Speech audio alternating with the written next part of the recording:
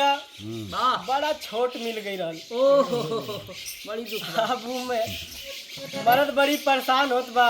कैसे?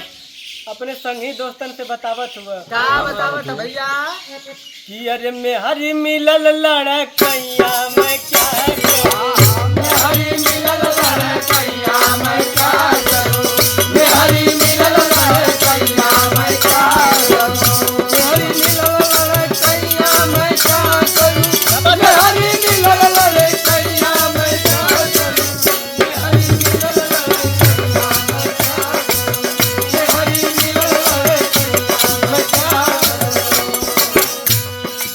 बतावत हुआ आदमी हंसत भी है मन में दुख भी है। कहत हुआ का कहत हो? जब हम रहली बरहा बरस के, जब हम रहली बराबर सके, जब हम रहली बराबर सके, जब हम रहली बरहा बरस के मेहरी चलल बकैया मैं हरी चलल बकैया मैं क्या करूं, मैं हरी चलल बकैया मैं क्या करूं, चलल बकैया मैं क्या करूं, मेहरी चलल बकैया मैं क्या करूं, मैं हरी मिलल लड़कैया मैं क्या करूं, मैं हरी मिलल लड़कैया मैं क्या करूं।